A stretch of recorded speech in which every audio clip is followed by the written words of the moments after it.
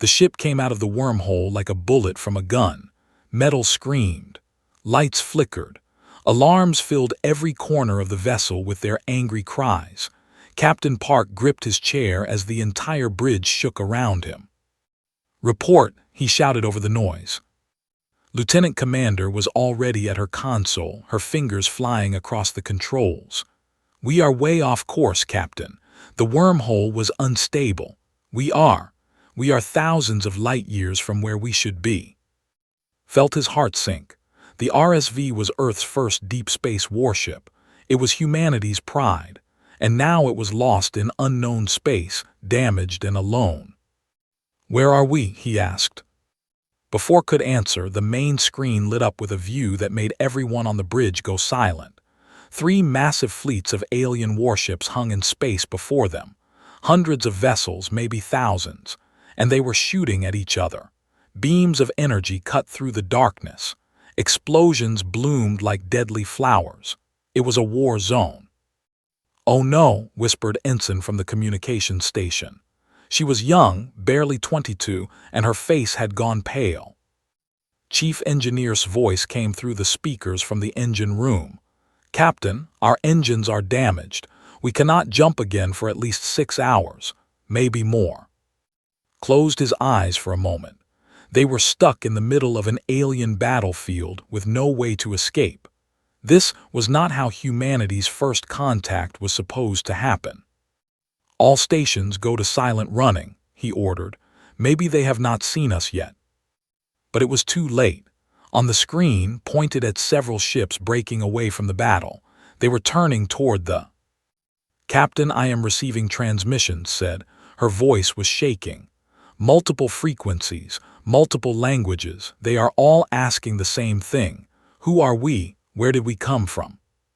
Stood up from his chair. He was a tall man with a calm face, but inside his chest, his heart was beating fast. This was the moment.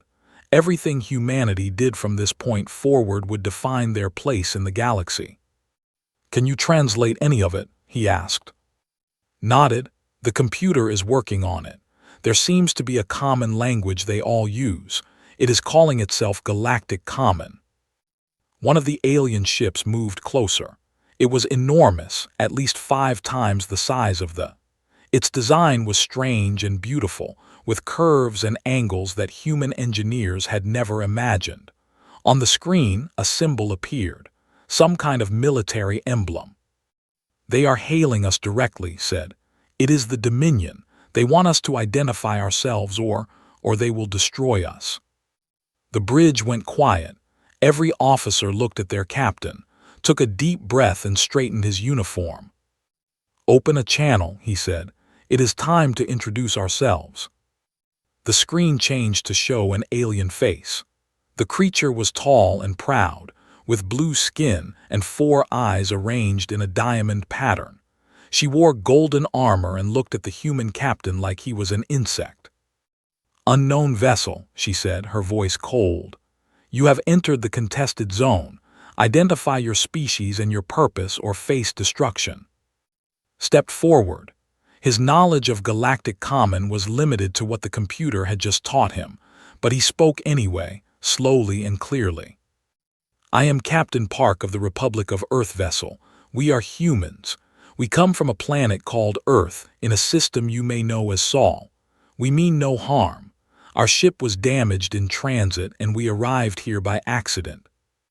The commander stared at him. Her 4 eyes blinked one at a time. Then she did something unexpected. She laughed. It was not a friendly laugh. It was the laugh of someone who had just heard the most ridiculous thing in the galaxy. "Humans," she said, "from Sol, that primitive world on the edge of nowhere." She turned to someone off-screen and spoke in her own language. More laughter came from her crew. Felt his face grow hot, but he kept his expression calm. The commander turned back to him. "We have known about your planet for 10,000 years, human. Your species was still living in caves when my ancestors built their first starships. You were deemed too primitive to contact, too weak, too short-lived." She leaned closer to the screen. "And now you tell me that you have built a warship and somehow traveled across the galaxy."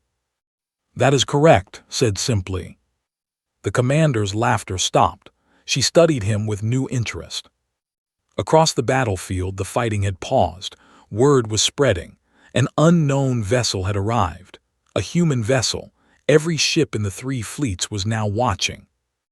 Captain, said quietly, I am detecting active scans from at least 40 ships. They are all trying to analyze our technology. Nodded slightly, but kept his eyes on the commander. You are either very brave or very foolish, human, she said. This is the contested zone. For 300 years the great powers have fought here. The Dominion, the Collective, the Republic, and others.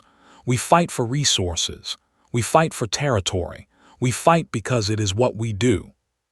She smiled, showing teeth that were sharp like knives. And now a human warship has appeared in the middle of our battlefield. One small ship, one primitive species. She spread her 4 arms wide. What do you think will happen to you? Met her gaze without flinching. I think, he said slowly, that you should not judge us by how long we have been in space. Judge us by what we can do. The commander's smile faded. For a moment, something like doubt flickered in her eyes, but then she laughed again and shook her head. A human warship in the contested zone, she broadcast to all the fleets. This will be entertaining. The channel closed. The screen returned to the view of the battlefield. Stepped up beside her captain. What do we do now? She asked. Looked at the hundreds of alien warships surrounding them. He thought about Earth, so far away. He thought about the 200 crew members on his ship, all of them counting on him. We survive, he said.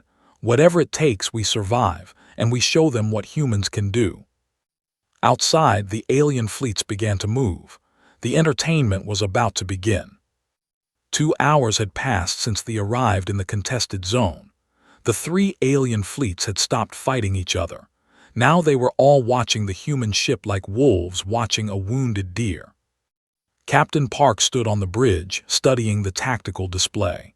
The Dominion fleet was to their left. The Republic was to their right. And directly ahead, the Collective had positioned 3 frigates in a line. Those ships are moving closer, Lieutenant Commander reported. They are saying they want to escort us to a safe zone for questioning. Frowned, what do you think? She shook her head. I do not trust them. Their weapon systems are powered up. If they wanted to help us, they would not need their guns ready. In the fighter bay, Commander was already preparing her squadron. She was a small woman with short hair and eyes that never showed fear. Her pilots called her Iron Sister, and she had earned that name many times over. All fighters ready for launch, she reported through the communication system. Just give the word, Captain. Hold position, replied. We do not shoot first, that is not who we are. Ensign had been working without rest since they arrived. Her fingers were sore from typing, and her eyes burned from staring at screens. But she had managed to decode most of the alien communications. Captain, she said suddenly, I am picking up encrypted messages between the ships. They are planning to capture us. They want our technology. They called us test subjects. The bridge went cold with anger. Said quietly, when those frigates reach weapons range, I want a full analysis of their capabilities. Already done, Captain. She pulled up the data on the main screen. Their weapons are plasma-based. Their shields use some kind of energy field we have not seen before, but our shields are different. They use compressed magnetic fields and reactive armor. They have no idea what they are dealing with. The 3 frigates came closer. They were ugly ships, all sharp edges and brutal angles. Their hulls were painted black, and their weapons glowed with an orange light. The lead frigate hailed them. On the screen appeared a commander. He looked like a nightmare made of muscle and bone. His skin was and thick like armor. His eyes were small and cruel. Human vessel, he growled. You will power down your engines and prepare to be boarded. Resist, and you will be destroyed. Stepped forward. We are a peaceful exploration vessel. We have committed no crime. We will not submit to illegal boarding. The commander laughed. It was an ugly sound. Peaceful, you call that thing behind you peaceful, he pointed at this main cannon. That is a weapon of war, human, do not lie to us. It is for defense only, said. Then you will not mind if we take it from you. The commander smiled with too many teeth. This is your last warning. Submit or die. His voice became hard as steel. I am Captain Park of the Republic of Earth. I speak for my crew and for my planet. We will not submit. We will not surrender. And if you fire on us, you will regret it. The commander's smile disappeared. So be it. The channel closed. A second later, all 3 frigates opened fire. The bridge of the lit up with warning lights. Plasma bolts screamed through space toward them. Everyone braced for impact. But then something amazing happened. The plasma bolts hit the shields and simply disappeared. The magnetic fields bent the energy around the ship. The reactive armor absorbed what was left. They did not even shake. Shields holding at 97%, reported, her voice filled with wonder. They barely scratched us. Allowed himself a small smile. Human engineers had spent 50 years developing those shields. They had tested them against everything Earth could throw at them. The weapons were powerful, but they were not more powerful than a nuclear explosion. Launch fighters, ordered. Commander, show them what humans can do. In the fighter bay grinned. You heard the captain, let us fly. 20 human fighters launched into space. They were small and fast, designed for quick strikes and even quicker escapes. The pilots inside them were the best Earth had ever trained. The frigates turned their weapons on the fighters, but human reaction time was something the galaxy had never seen before. The pilots dodged plasma bolts like they could see the future. They moved in patterns that confused the targeting computers. What is wrong with them? The commander screamed on an open channel. Why can we not hit them? His voice came through the radio, calm and steady. Because we are humans, and humans do not die easy. Her squadron attacked the lead frigate. Their missiles punched through the shields. Their guns tore into the hull. In less than 5 minutes, the first frigate was disabled, spinning helplessly in space. The second frigate tried to retreat, but Ensign had hacked into their communication system. She sent false orders that confused their crew. When the frigate finally tried to run, it was too late. This main cannon fired for the first time. A beam of blue-white energy crossed the darkness of space. It hit the second frigate's engines and turned them into fire and twisted metal. The third frigate broke away at full speed. Its captain broadcast a surrender, begging for mercy. Let them go, ordered. They will carry our message to the others. Silence fell across the contested zone. Every alien ship had watched the battle. Every alien commander had seen what happened. 3 frigates, the pride of their fleet, had attacked 1 human ship. 2 were destroyed. 1 had fled in terror, and the human ship did not have a single scratch on it. On the flagship, the commander who had laughed at the humans sat frozen in her chair. Her 4 eyes were wide with shock. Commander, her second officer said nervously, what do we do? She was quiet for a long moment. Then she whispered, contact the High Council. Tell them we may have underestimated the apes. On the crew cheered. They hugged each other. Some of them cried with relief, but did not celebrate. He looked at the burning wrecks of the frigates. He thought about the aliens who had died there. They had been enemies, but they had also been living beings. We won today, he said to his crew. But this is not a victory. This is a warning. They will come for us again, and next time they will bring more ships. Nodded, what do we do, Captain? He turned to face the stars. Somewhere out there, Earth was waiting for them to come home. Somewhere out there, more battles were waiting to be fought. We get ready, he said, and we make them understand that humanity is not prey. The pale anchor was a space station older than human civilization. It floated in neutral space, a place where enemies could meet without killing each other. At least, that was the rule. They had been invited there 3 days after the battle with the all 5 major galactic powers wanted to see the humans in person.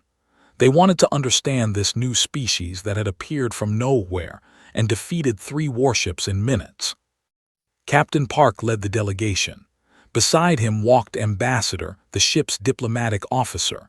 She was a quiet woman with gentle eyes, but those who knew her understood that she was made of iron.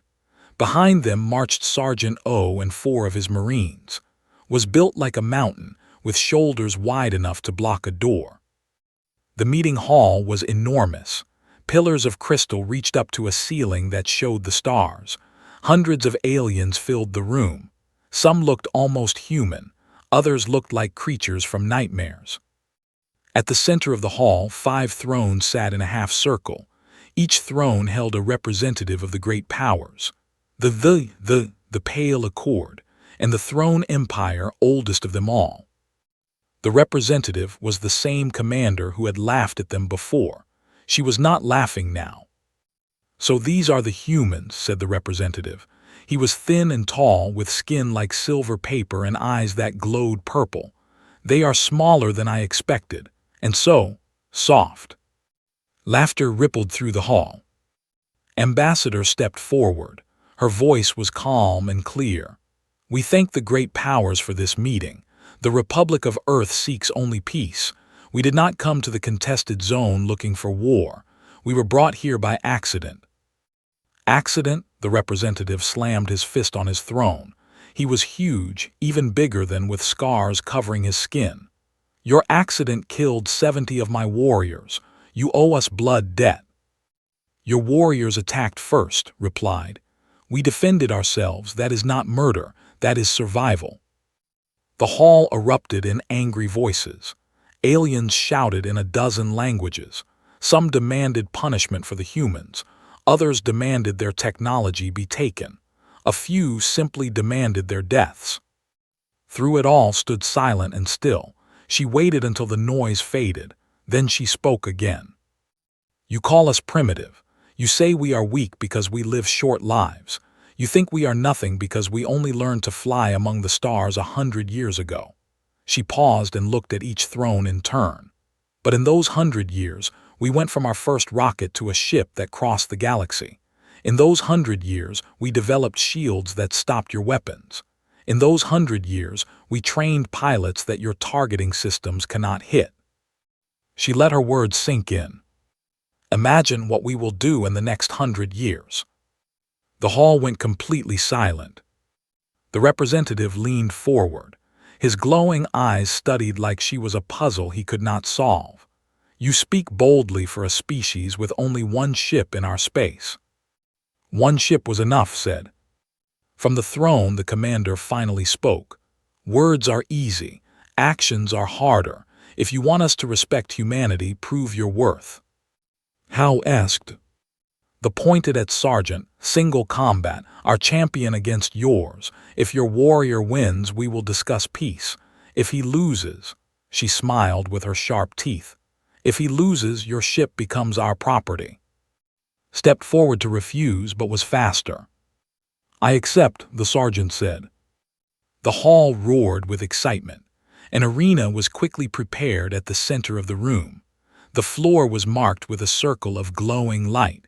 Whoever stepped out of the circle lost. The champion walked into the arena. He was a monster, 7 feet tall with 4 arms, each one thick with muscle.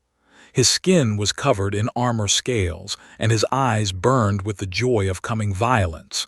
In the Dominion, he was called the Undefeated. He had killed over 200 opponents in ritual combat. Removed his jacket and walked into the arena. Compared to he looked small, human, breakable. "Are you sure about this?" asked him quietly. Smiled. It was the smile of a man who had been waiting for this moment his whole life. "Captain, I grew up in a village where we wrestled for fun. I joined the military because it was too boring at home. I have been looking for a real challenge my entire life." He looked at the champion. "I think I finally found one." The signal was given. The fight began. The champion attacked immediately. His forearms swung at with enough force to break bones, but was not there. He moved to the side, quick and smooth. The blow hit empty air. The struck again, and again, each time dodged by inches. He did not fight back. He just kept moving, always staying just out of reach. "Fight me, coward," the roared. But kept moving. He watched his opponent carefully. He studied every attack, every pattern, every weakness. This was how humans fought, not with strength but with patience, not with power but with endurance. Minutes passed. The champion was getting tired. His attacks were slower now. His breathing was heavy. He had never faced an opponent who could last this long. Saw his moment. When the swung again, did not dodge. He stepped forward. He grabbed one of his arms and pulled with all his strength. The champion stumbled, moved behind him and kicked the back of his knee. The fell was on him in a second. He wrapped his arms around the champion's neck and squeezed. The thrashed and struggled. He tried to use his forearms but held on. Human arms were not as strong as arms, but human grip strength was something else entirely. Evolution had given humans hands that could hold on to anything and never let go. The struggles grew weaker. His face turned dark blue. His body trembled. "Yield," said through gritted teeth. "Never," the champion gasped. Squeezed harder. Spots appeared before his eyes. His muscles screamed with pain, but he did not let go. Finally, after what felt like forever, the champion raised one hand and tapped the ground. Surrender. The hall exploded with noise. Some aliens cheered. Others screamed in anger. The commander stared at the arena with her mouth hanging open. Released his opponent and stood up slowly. His body was shaking. His arms felt like they were on fire, but he was still standing. The defeated champion looked up at him from the ground. "What are you made of?" he whispered. Smiled down at him. "We are made of stubbornness. We are made of hope. We are made of all the ancestors who survived when they should have died." He turned to face the thrones. "We are made of humanity." Behind him, Ambassador allowed herself a small smile. The negotiations for peace would begin tomorrow. And for the first time, the galaxy would treat humans as equals. The peace talks failed. Captain Park received the news at midnight. The collective had rejected all agreements. The Dominion was split in half, with one faction calling for war against humanity.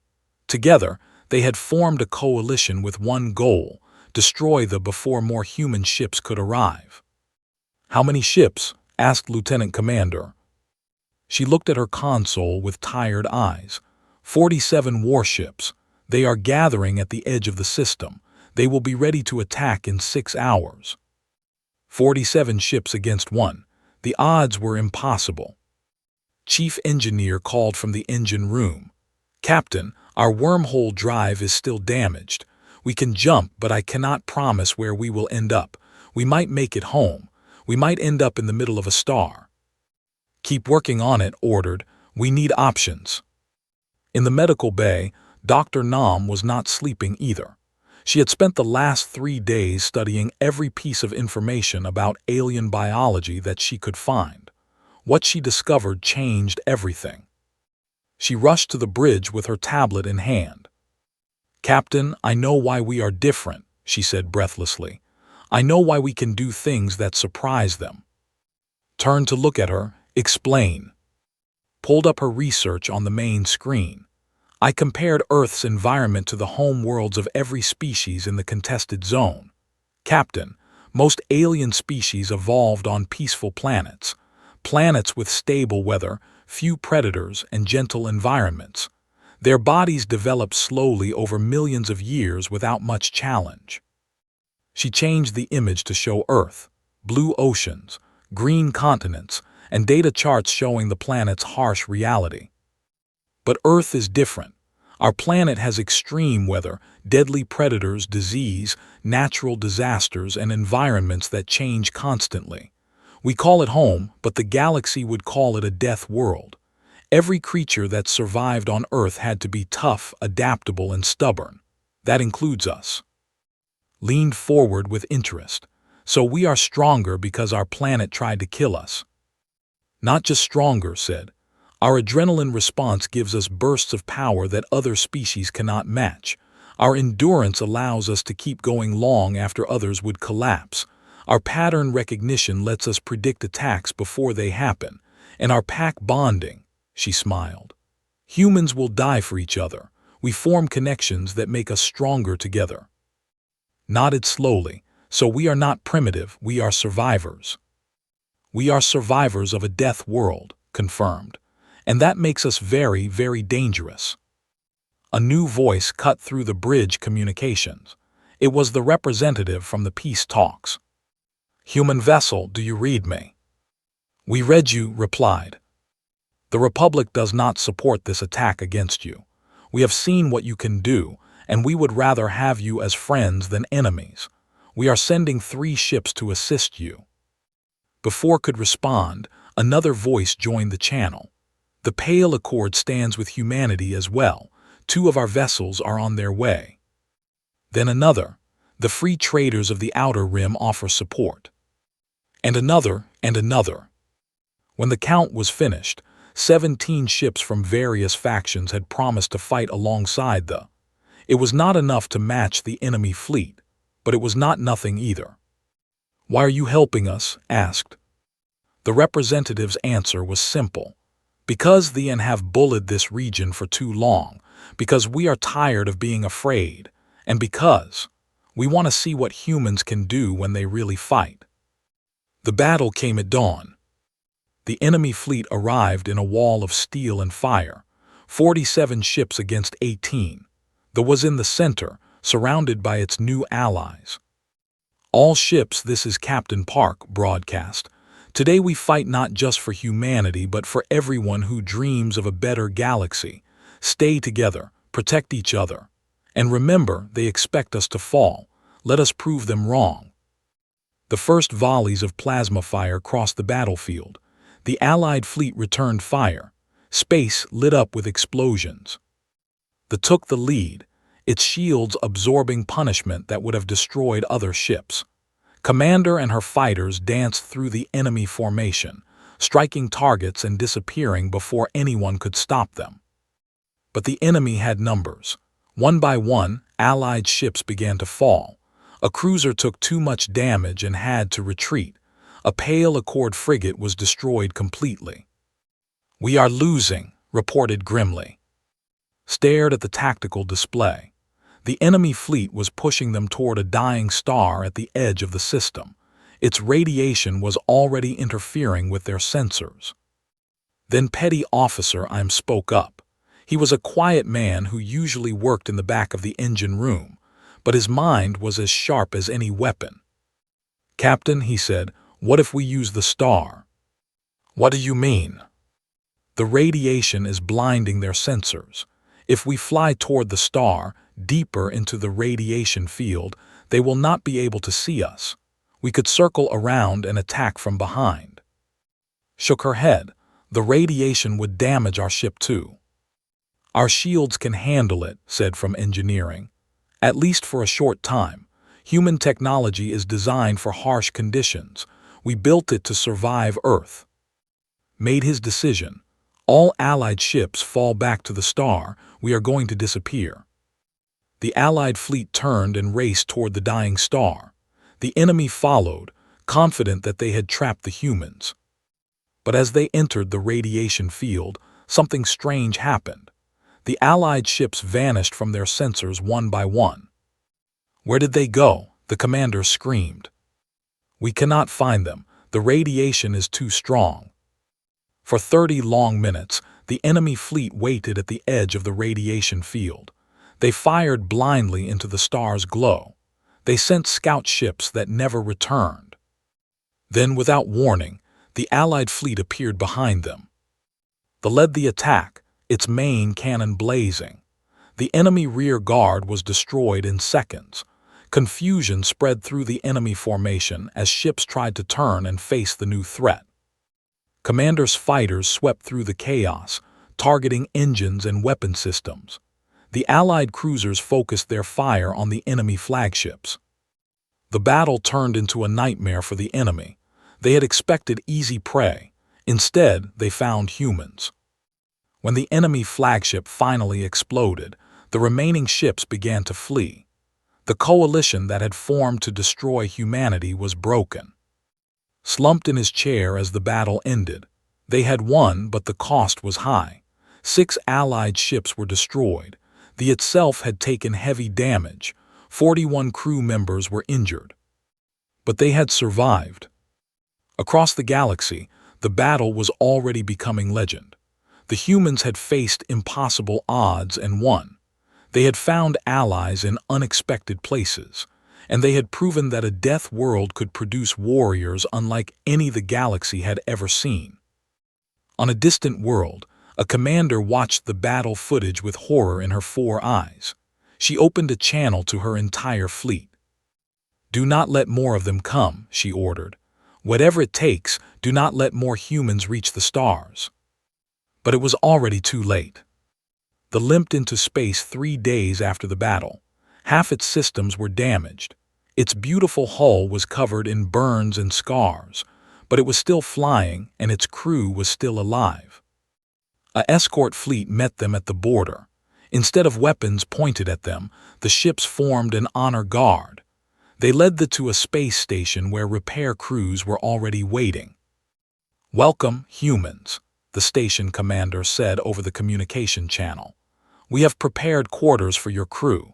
Your wounded will receive the best medical care we can offer, and your engineers can use any materials they need to repair your vessel." Captain Park felt something loosen in his chest. For the first time since they arrived in this strange part of the galaxy, someone was treating them with kindness. "Thank you," he said simply. "We will not forget this." The crew finally rested. For most of them, it was the first real sleep they had gotten in weeks. Commander slept for 16 hours straight. Ensign fell asleep at her station and had to be carried to her quarters. Even Sergeant O, who claimed he never got tired, was seen napping in the fighter bay.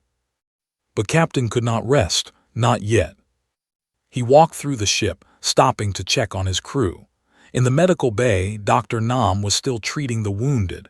She looked up when he entered. "How bad is it?" he asked. 12 crew members with serious injuries. 4 are critical but stable. And, she paused and her eyes grew sad. 37 did not make it, Captain. 37 will not be going home. The number hit like a physical blow. 37 lives lost. 37 families on Earth who would receive terrible news. He had memorized every name, every face. He would never forget them. "We will hold a memorial," he said. "Tomorrow in the cargo bay, every crew member who can walk will attend." The next day, the entire crew gathered in the cargo bay. The space had been cleared and decorated with flowers from the station.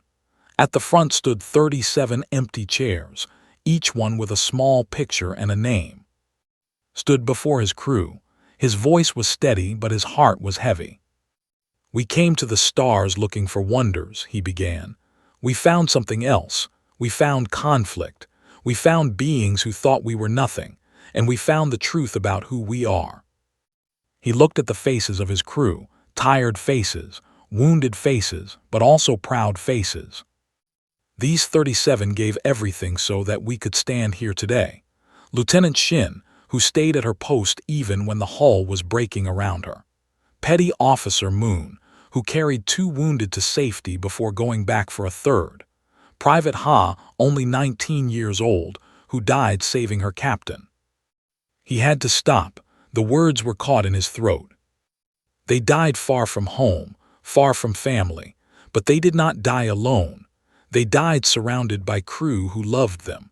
They died proving that humanity is worthy of the stars. One by one read every name. After each name, the crew responded with 3 words: "We remember you." When the last name was spoken, the cargo bay was silent except for soft crying. 3 days later, Chief Engineer called the bridge with good news. "Captain, the wormhole drive is repaired. I can open a stable connection to Earth."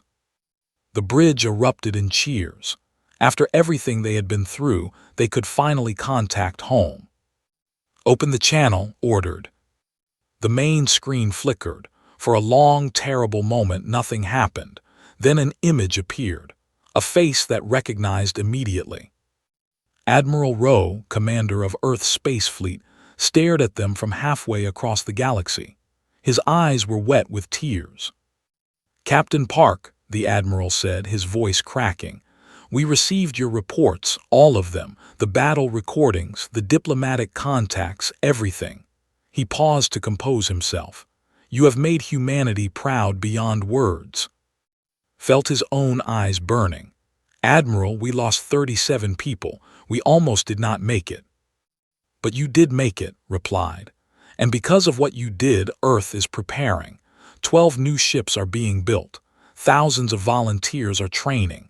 The world is united in a way it has never been before. Everyone wants to help."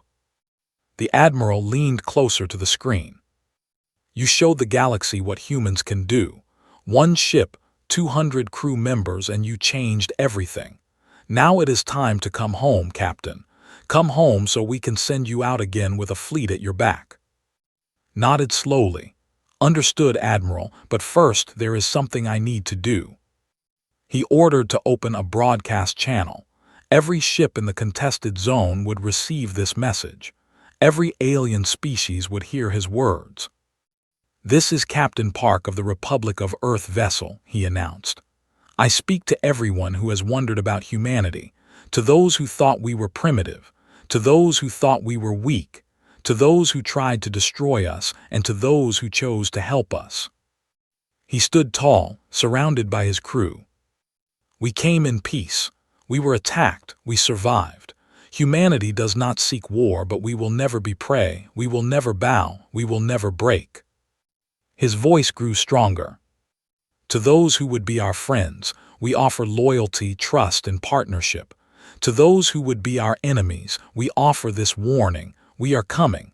We do not forget, and we do not give up." He paused to let his words sink in across the stars. "This is humanity. Remember our name." The channel closed. The message was sent. On the bridge, the crew stood in silence. Then Lieutenant Commander began to clap. Ensign joined her. Then Sergeant O and Commander and Chief Engineer and every crew member who could stand. The applause filled the bridge like thunder. The began its journey home. Behind it, the contested zone would never be the same. Ahead, Earth was waiting. And across the galaxy, every species was asking the same question. On a distant world, a council of elders reviewed the human broadcast. The eldest spoke first. "They have only one ship. We have thousands. Why should we fear them?" Another elder, older and wiser, shook his head slowly. "One ship," he said. "Look what one ship did. Look at the allies they made. Look at the enemies they defeated. And now they are building more." He turned to face the darkness beyond their windows, where the stars waited cold and infinite. "Imagine what they will become." Far away, the flew toward a wormhole that would take it home. Inside, 200 humans dreamed of Earth. They dreamed of family and friends. They dreamed of sunlight and fresh air and the feeling of solid ground beneath their feet. But they also dreamed of stars. Humanity had announced itself to the galaxy, and this was only the beginning.